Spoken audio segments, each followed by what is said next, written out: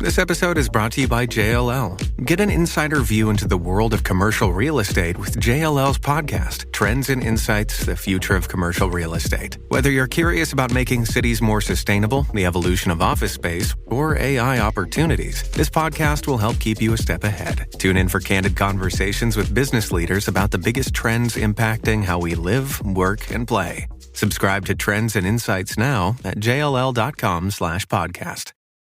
This is Optimal Living Daily, episode 3082. Remember to Slam the Door Behind You by Isaac Morehouse of isaacmorehouse.com. And I'm your narrator, Justin Malik, reading you blogs every single day of the year, including holidays.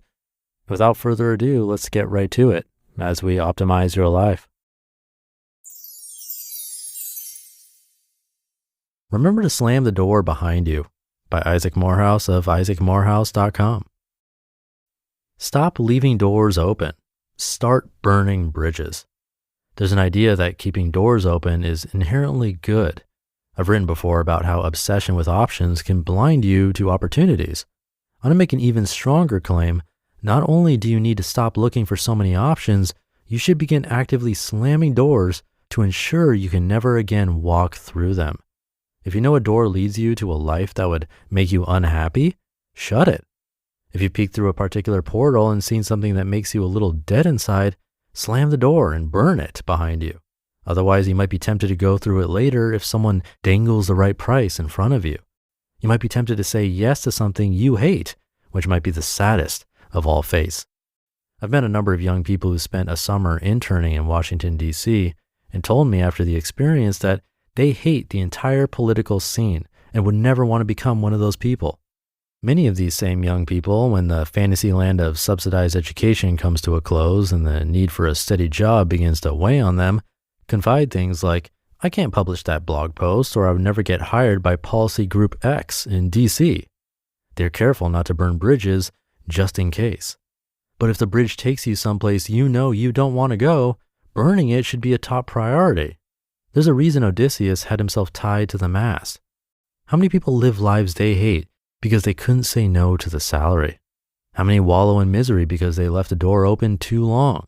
How many knew a particular path wouldn't make them happy, but they failed to cut off the option, and when push came to shove, they couldn't say no to the status or short-term gains in the moment of weakness? Go try things, lots of things. Be open-minded before you try something. The minute you stumble on something you hate, slam the door, cut off your return route. Realistically, you're not likely to arrive at a life you love by picking the one thing that's perfect for you and going at it. Instead, try stuff and shut down everything that's not it. Arrive at the good life by eliminating the bad. I've written about this frequently, and it's something of a life motto for me. Just don't do stuff you hate and the rest is fair game. I have a friend who says the only reason he does what he does is because there's nothing else in the world he can stand or is good at. It might not sound noble to you, but I think this is one of the best reasons to do something that I can think of. Some of the best entrepreneurs admit they have to keep starting companies if for no other reason than they hate being an employee so much. Find what you love by getting to the point where there's nothing else left. If you keep slamming doors behind you, it'll be easier to narrow your field of options. Eventually, all that's left will be perfect for you.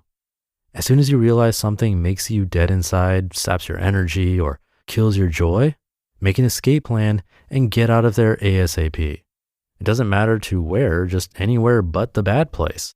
As soon as you realize it again, move on again. It might take 2 days, it might take 5 years.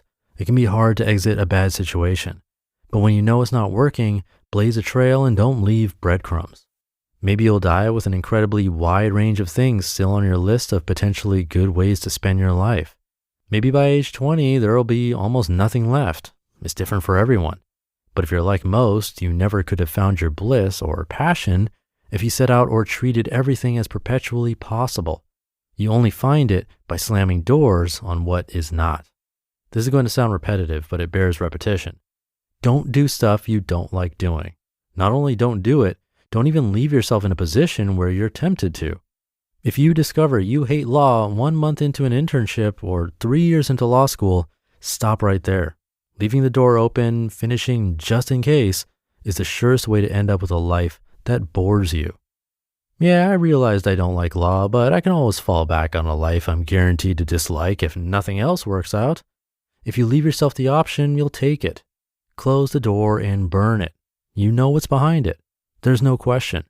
Everything else may or may not lead you to happiness, but not this. You know it sucks. Leave the other doors open until you peek through, but not the one you know is wrong. Knowledge of what you dislike is profoundly valuable, but only if you act on it. Inaction, not doing those things, is often not enough. You need to prevent yourself from ever doing them.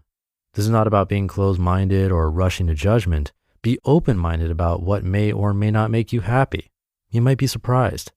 Take the time to try things out. Don't just look at some stupid career guide or list of college majors and claim you know what's a good fit. But once you've tested something and you really know you hate it, slam the door. The more possibilities you can eliminate quickly, the faster you'll get to a life you love. You just listened to the post titled, "Remember to Slam the Door Behind You" by Isaac Morehouse of isaacmorehouse.com, and I'll be right back with my commentary. Now, there's a lot of talk about New Year's resolutions right now, and most of them revolve around either a healthier lifestyle or freeing up some time for ourselves. Why not both? Get started on your resolutions with Factor, so you're ready for the new year. Factor's ready-to-eat meal delivery takes the stress out of meal planning and sets you up for success in the new year. Skip the grocery stores, prep work, and cooking fatigue. Instead, get chef-crafted, dietitian-approved meals delivered right to your door. With over 35 meals to choose from per week, including options like keto, calorie smart, vegan and veggie, and more, plus over 55 weekly add-ons, you'll have a ton of nutritious and flavorful options to kickstart your resolutions.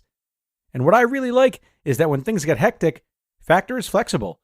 Change your order up every week with plans from 4 to 18 meals per week, or pause or reschedule your deliveries anytime.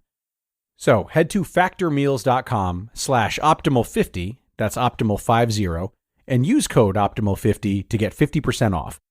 That's code optimal50 at factormeals.com/optimal50 to get 50% off. Isaac is the founder of Praxis and currently an advisor to that company. Isaac definitely has a unique perspective from the idea of Praxis to this blog post. You can see he challenges the norm. It's common to want and to advise others to leave the door open. I'm sure you've done that or advised a friend or family member to do the same. Kind of like, well, you never know, or just in case. But he makes a good point. It can be hard to get out of a bad situation, and when we finally do get out, it can be good to shut the door on it. Of course, everything isn't black and white. There's going to be lots of gray area here. But when you get yourself into a situation that you know you shouldn't be in, definitely consider closing that door permanently. You can save yourself a lot of heartache in the future. And with that, let's wrap up the Sunday episode. Shut the door on this one. Not really. You can always come back and listen. Have a great start to your week, and I'll see you tomorrow where your optimal life awaits.